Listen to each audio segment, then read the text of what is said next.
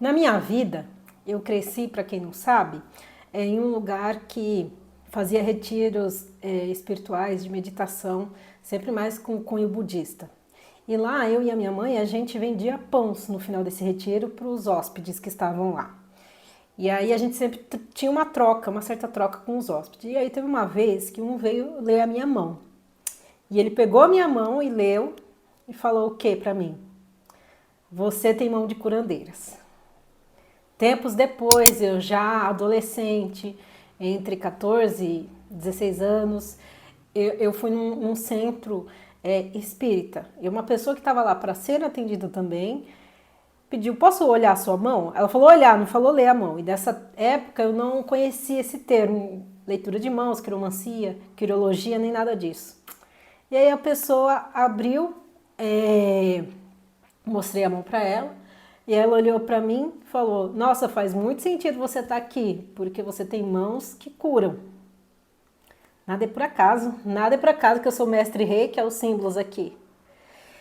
E hoje leio mãos também, né? Então, o que eu aprendi, né, depois que eu fui fazer a leitura de mãos, que tem algo específico que mostra sobre a nossa espiritualidade, o nosso caminho espiritual, e mostram essa tendência a ter mãos que curam, ter essa energia de curar, né, e de transformar vidas.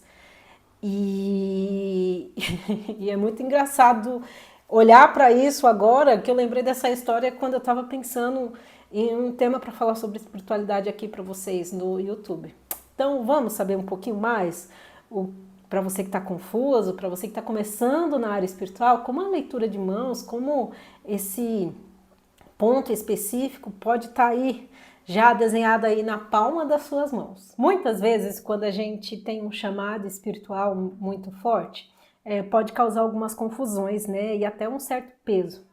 E aí a gente começa com curiosidade indo para todos os lados, né? Para quem não sabe, eu comecei a minha jornada como terapeuta sendo desde os 13 anos que eu trabalho nesse lugar, que eu comecei trabalhando como assistente de massagista da massagem Abhyanga, uma massagem da Índia, tá? Que é originária da Índia, da técnica Ayurveda, que está muito ligado, totalmente conectado com algo do Bhagavad Gita, que é o livro sagrado indiano, né?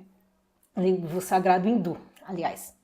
Então, beleza, eu comecei ali com isso, aí depois fui crescendo e o que eu queria era ser presidente de uma empresa, hoje eu sou, mas eu fui totalmente para a área corporativa.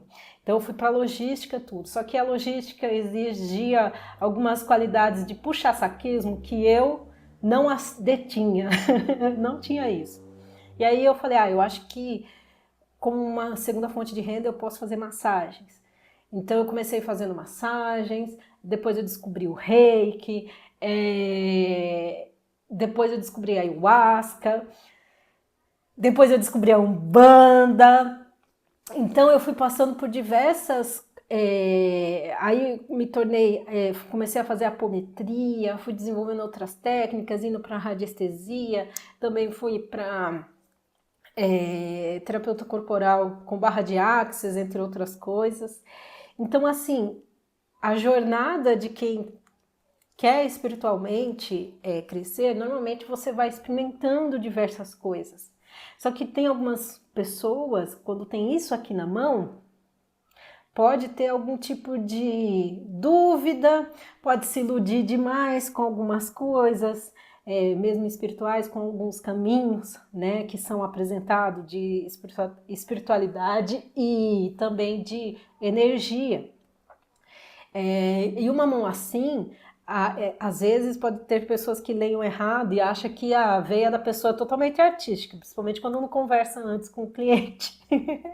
E não, essa é uma mão de um rapaz, ele é capricorniano com ascendente em peixes, então aí você já vê que, por mais que tenha Capricórnio, ele é muito profundo, tende a ser muito profundo nas coisas, e a mão dele também demonstra isso, parecido com o que é o mapa natal dele, né? Isso é muito interessante. A mão dele mostra que ele é uma pessoa totalmente artística, a mão dele mostra em alguns pontos que ele é tímido, e ele é tímido realmente. Ele falou para mim que é tímido realmente.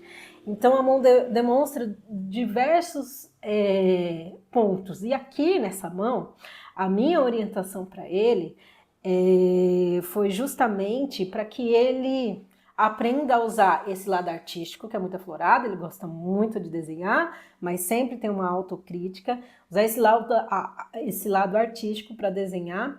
E quem sabe começar a desenhar os mentores, ter um desenho, começar a ter um desenho mediúnico, fazer desenhos mediúnicos, né? Começar a desenvolver isso.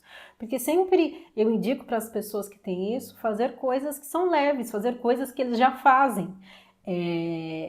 Fazer coisas que funcionam para eles, né?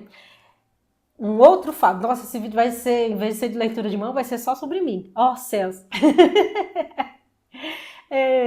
Um outro fato sobre mim. Eu comprei a minha bicicleta vendendo miçanga e colares, nesse lugar que eu falei que eu cresci também, que além de pão a gente vendia algumas trouxinhas de alecrim e melissa, e tinha também algumas coisas, né? Aí eu falei, eu vou fazer uns colares de bambu, pegava o bambu, lixava, colocava com algumas miçangas, e assim eu comprei a minha bicicleta lá no Extra por R$350, lá em 2003, meu Deus, mais 20 anos! Lá em 2003, então, querendo ou não, fugindo ou não, depois disso, eu sempre fui um tipo de empreendedora, né? E aí, isso ficou, deixei pra lá, a gente cresce, a gente esquece dos hobbies, né?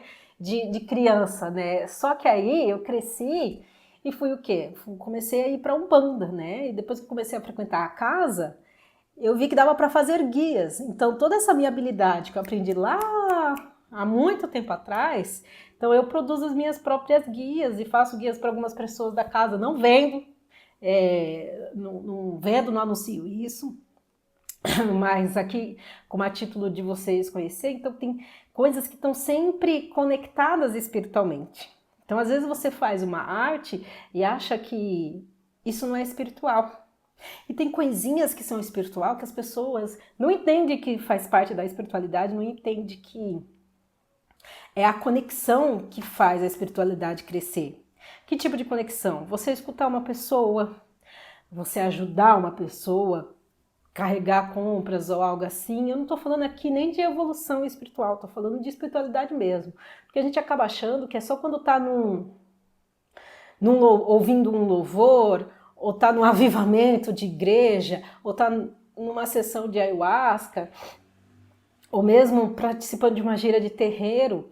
E não é só isso que é espiritual. A espiritualidade ela é muito plural, ela é muito conectiva, né? Os rituais que você faz ao acordar, tem gente que acorda e reza, tem gente que vai dormir e agradece pelo dia. Todas essas pequenas coisas são espirituais. Mas eu entendo também que a gente negue esses caminhos porque a gente às vezes vê e até internamente já sabe, né, que vai ser algo difícil. Os umbandistas sabem, né, que às vezes vai ser algo difícil por conta da responsabilidade, do comprometimento que tem que ter com aquilo. E se você não vai entrar em uma religião, tranquila, segue sua vida, segue sua vida aí bonitinha, porque não tem por que ter medo ou negar a sua espiritualidade, porque você com certeza vai conseguir lidar com isso escolhendo um caminho. E aí, sempre que eu falo para as pessoas dessas dicas que eu dou, você desenha, então tenta desenvolver essa parte de mediunidade, a gente pode fazer algumas coisas para ajudar a sua intuição ficar melhor, e você fazer algumas práticas para isso, ou mesmo igual as questões das guias, né, que eu olho para a pessoa e eu já sei quais contas, quais materiais eu tenho que fazer ali nela, para ela, né, muito por conta do meu trabalho ser assim, da Vanessa ter isso também, né. Aqui, ó, o que indica na minha mão, não dá para ver. Esse aqui, na minha mão é esse sinal, mas muda Algumas pessoas têm o outro sinal. E aí é interessante que na minha mão tem aqui no começo da mão e logo depois está ligado ao destino. Então, meu destino está totalmente interligado à espiritualidade, nesse caso específico, né? Interessante isso, eu amo. As pessoas acham que tem que ser para sempre, eterno, e não. Eu mesmo, dentro do caminho espiritual, do caminho de me tornar terapeuta holística, tem sessões que hoje eu nem faço, igual não faço mais massagem Abhyanga, nenhum tipo das massagens que eu aprendi, eu fiz muitos cursos, deixa eu ver outras técnicas que eu deixei antes, eu fazia só cromoterapia, agora uni cromoterapia, outras coisas. A gente vai andando, vai crescendo e tem coisas que já não conversam mais com a gente, tem coisas que não fazem parte mais do que a gente acredita e aí a gente só segue a vida. Mas é importante ter um ponto de partida. E aí é por isso que eu falo, começa fazendo isso. A maioria não faz, mas eu indico. Então, a espiritualidade, muitas vezes, a gente tenta moldar, e eu deixo claro aqui que é importante ter algumas caixinhas espirituais para a gente, que eu sou uma pessoa muito do aprendizado. Então, às vezes, dividir em algumas caixinhas é importante para aprender, né? A forma que uma bruxa trabalha com ervas é diferente de como um xamã trabalha com ervas, né? É totalmente diferente de como um pajé trabalha com ervas, é totalmente diferente de como o candomblé usa as ervas. Então, estão todo mundo usando alecrim, mas cada um com propósito, cada um entendendo aquela força de uma forma. Então, muitas vezes a gente se pega frustrado espiritualmente porque misturou todas aquelas informações e a gente não sabe o que é o quê. Então, eu acho que algumas caixinhas, assim, a título de educacional principalmente, é importante para as pessoas entenderem o que é o quê, entenderem os fundamentos. Beleza? Beleza. Só que a espiritualidade em si, como eu expliquei, eu acho, eu sinto e eu oriento os meus clientes sempre que a espiritualidade ela é com você na sua vida, cuidar da sua energia é com você na sua vida, é como escovar o dente, é diariamente. Não é algo que, fiquei ruim hoje, vou fazer um reiki para tratar os chakras e depois nunca mais. Ele é contínuo. E viver esse caminho espiritual, começar a olhar para a espiritualidade com mais seriedade, é muito disso também.